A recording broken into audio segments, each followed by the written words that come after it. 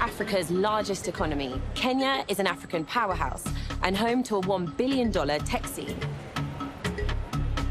But with 75% of the population under 35, it's also facing high youth unemployment, soaring living costs, and a widening gap between rich and poor.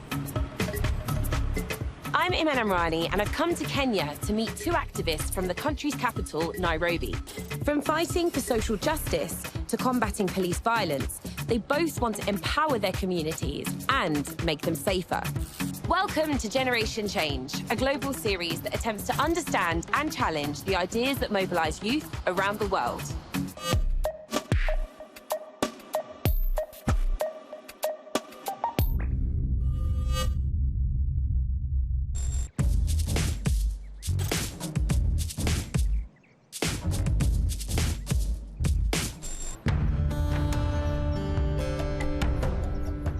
So it's Sunday, and we're going to hear the churches, and we're in Dandora, which is where you're from, right, Dash? And this is an informal settlement, but it's also the country's largest landfill site. What was it like for you growing up here? So one of the challenges is getting an access to good quality education. So initially, my mother didn't have a good job, so you find out that it's not enough for us to pay rent and food and education as well. My mother got sick because she was engaged in drug abuse because of stress and all that. So initially ended up dying and left us. So when I was left, they didn't know anybody. So how old were you when your mother passed away? I was 15. And what happened then? So I ended up going at the dump site. Like, it's a community, it's a place where welcomes anybody who doesn't have a place to go. I was scavenging, we were collecting trash so that I can get something to eat. Now you're a rapper, and that's what you're known for. What was the transition like from, being on the dump site and working there to being an artist and doing what you do now? So when I was at the dump site, I was a street rapper. So even people were calling me, Dash, can you come please rap for us? Then they give me a certain type of food. So a known artist, Juliani, at that time he was very popular, was going around Dandora visiting the places. And people tell them, we need to find this rapper, this rapper. We need to find Dash. You need to find Dash. Okay. So they came there, they found me, and the transition was that Juliani came up with a project for Dandora Hip Hop City. And that's where the transition from me to the dump site started getting out, because now I have a space.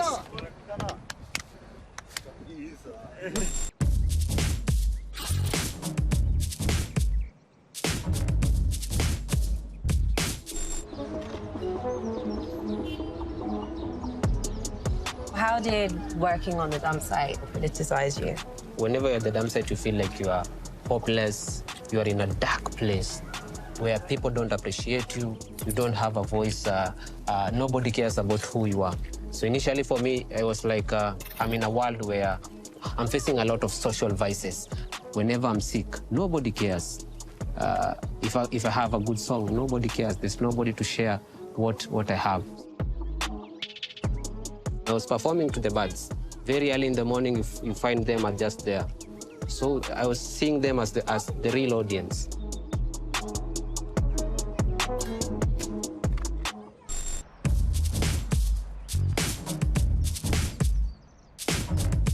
Maisha yangu fast ilianza ka joke, si rahisi kuzaliwa country iko so broke. I wanted to talk to you about your lyrics. You've done quite a few songs about extrajudicial killings and the police killing people who live here. I lost 3 friends when I was at the dump site because of extrajudicial killing. They were beaten after they stole a phone. I was so mad, I was angry. So that's where I started becoming more into social issues. Sina anything, natumia voice yangu yote, na wale wanadai ati wanakuhelp, wanaacha udai ndio chibambe na your wealth. And there's also an organization called Ndoto Zetu Kenya, which you work in, and you do all these projects with young people. Can you tell me a bit about what you do with them? Okay, so of course, Ndoto Zetu is a community-based organization that works with kids from the age of 5 to 17 to ensure that they're safe, busy, so that they don't end up in the society's social vices. Kids come every day. We do music classes, drama classes, poetry. We play games with the kids together. We have managed to identify over 100+ new talents.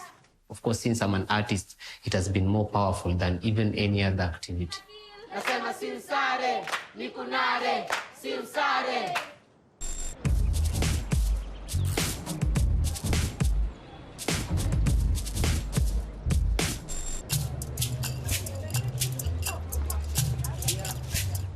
So, Wanjira, you co-founded the Mathare Social Justice Centre, which aims at tackling all forms of structural violence. Can you explain a bit about what made you want to start the organisation? I was born in Mathare, and I grew up in Mathare. It's the second biggest slum in Kenya. I love Mathare, you know. I was a happy child. And when I became an adult is when I could see now the violence that the people in my community were going through. The poverty, the police brutality, the police killings, the lack of clean water. So growing up in Mathare is a lot of like growing up in a village where everybody knows everybody. So when something happens to one of us, we really feel it. So the killings in particular, they were too much. It was just too much. So to challenge that, we formed Mathare Social Justice Centre. And were there any personal experiences that you lived in Mathare that made you want to start the organisation? Yes. My own brother was killed by police in 2007-2008 post-election violence in Kenya. And that, with a lot of other young people that I have grown up with being killed. And this is not just my story alone. This is the story of many young people in Mathare. You either have a friend, a cousin, a brother, a neighbor that was killed by police.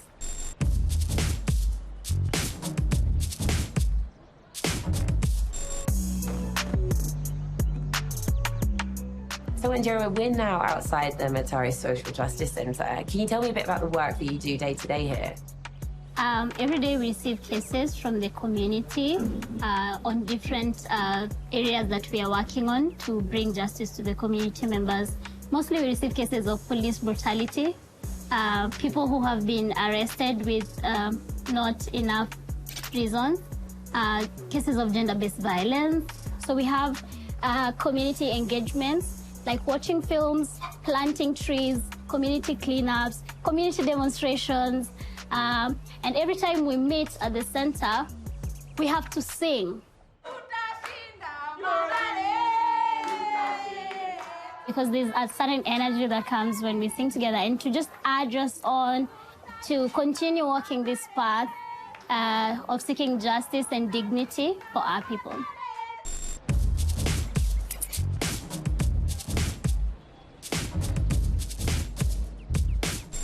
I wanted to ask you about the time in 2020 when you were at a protest against police brutality and you resisted arrest from 3 armed police officers. And there was a huge reaction because the video of this happening went viral and lots of people saw it.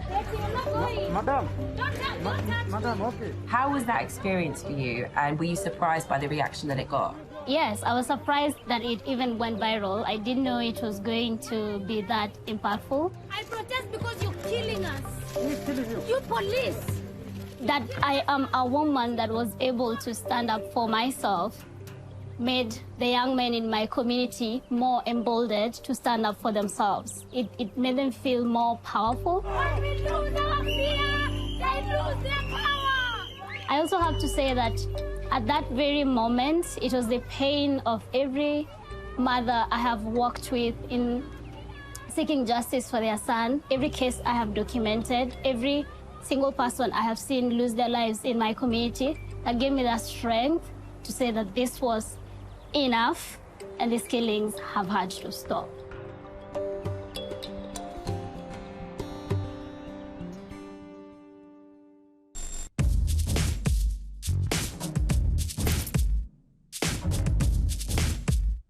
So, Wanjira, Dash, thank you so much for being here today. When we think about the issues that are facing young people, it's interesting that 75% of the people in Kenya are under the age of 35, but only 40% of youth here registered to vote in the recent elections. Why do you think it is that so few people registered to vote here in Kenya under the age of 35?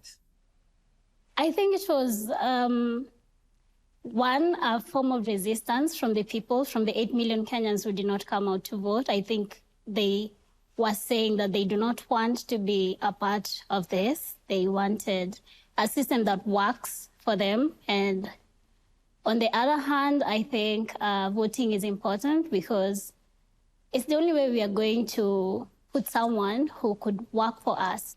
But I think it was very loud that the youths are tired of this system of oppression.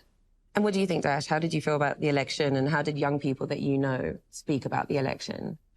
Remember, before election, we were in a crisis of COVID-19.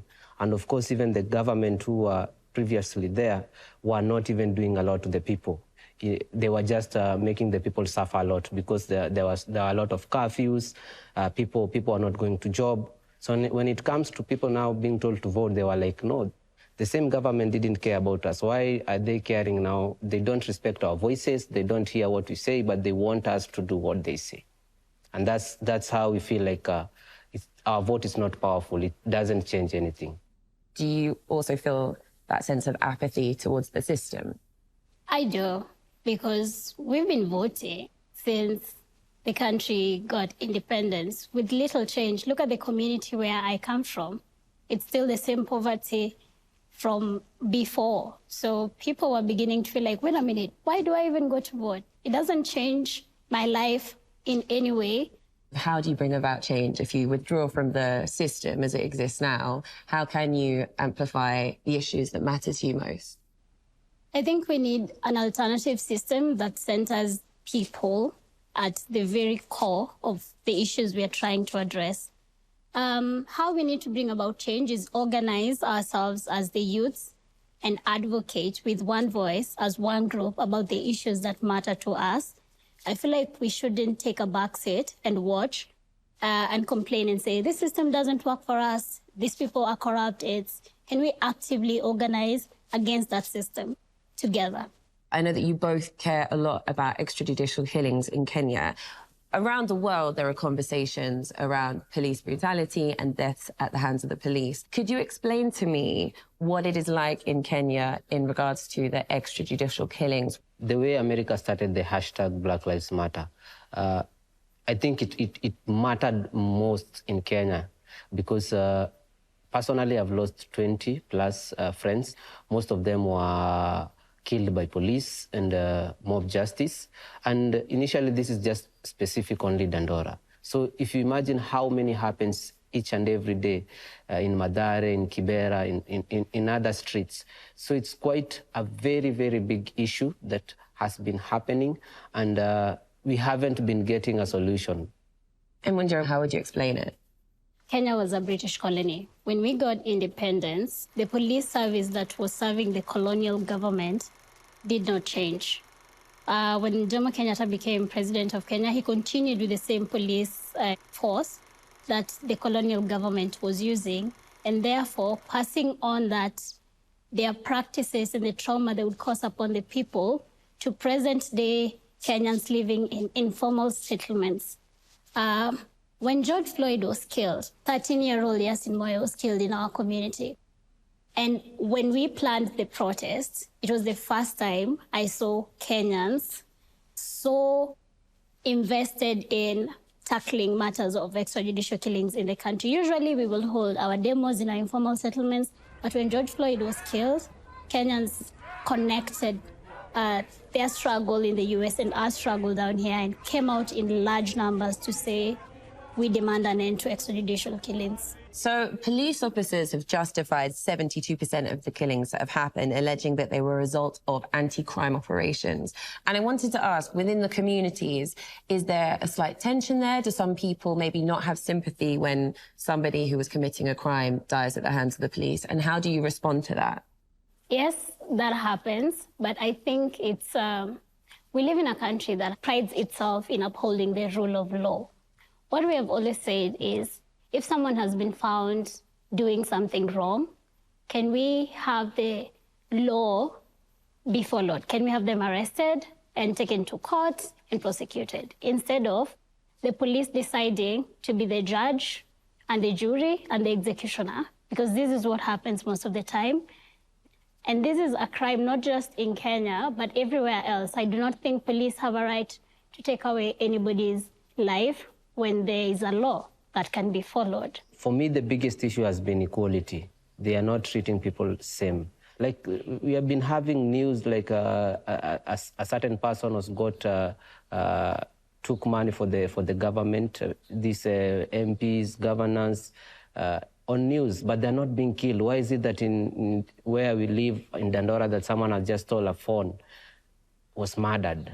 A criminal is a criminal according to the law. So we need to put it clear that it needs to be an equal thing. We feel like it's not run equally. I want to agree with Dash. There was the case of COVID billionaires. Like, some people in government had stolen billions meant to mitigate the effects of COVID-19 in the country.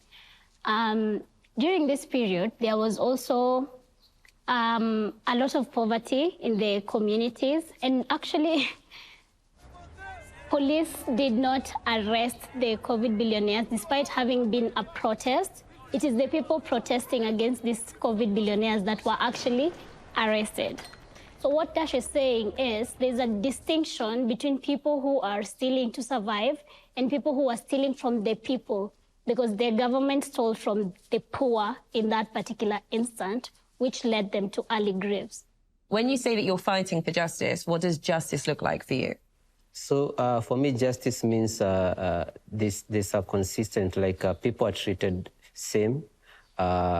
It's like following the law. When a boy is killed with the police, one, remember that's extrajudicial killing. Two, you are not given a permit by the police to conduct a fundraising so as to get funds to do the burial. In which, one, you haven't got justice because that person was killed and it's wrong. Two, you're not given a permit. So, of course, there's no justice there. So if I fight justice, that people should be treated equally. That's what justice means to me. And what about you, Wanjira? What does justice look like to you? And when you're fighting for that, what is it that you're thinking about? My brother was killed by police. Justice ideally would look like me getting back my brother, but that is not possible. So justice would look like preventing other people from losing their loved ones. It's the only thing that would make sense for me. It's the only reason we are fighting that these killings needs to stop, so Kenyans do not have to go through unnecessary pain caused by the bullet. So has there ever been a time that you have seen justice in action in Kenya with regards to, police killings? Yes. There was a case we were following of the officer commanding station of Roraka police station who killed someone in the police station. He drowned them in a drum full of water, and other inmates could see that. And when we documented this case together with International Justice Mission, we took it to court. And we attended court sessions wearing T-shirts written justice for Martin Kome, and the excitement when he was sentenced to life imprisonment. And that was the first time I saw justice in action in this country. And I want to move the conversation a little bit into some other areas that I know you care about. I want to specifically also talk to you, Dash, about music. It feels like it is really a lifeline for you. Yeah, so for me, music is life. I feel like the way people have a power, like the way the police have the gun, and they feel powerful with the gun. So for me, I feel powerful when I have music because it's part of my life. Last year, we had a case, a very big case in Dandora, where a police was looking for a certain thief. Then the certain thief, when running, he went to his friends, and some of the friends were not thieves. So the police ended up killing everybody, and they did a song. It was all about stop extrajudicial killing. We did concerts through the Dandora Community Justice Centre, Mathare Social Justice Centres, and all that. And we got justice through the power of the art, and we got new police. And are there any other names of people or any other examples of culture or art or music that you have found to be powerful or inspiring in Kenya? I've listened to Nina Simone. And the song Mississippi Goddamn about police brutality. There were 4 girls that died in a fire, and it became a big issue for the Black people over there.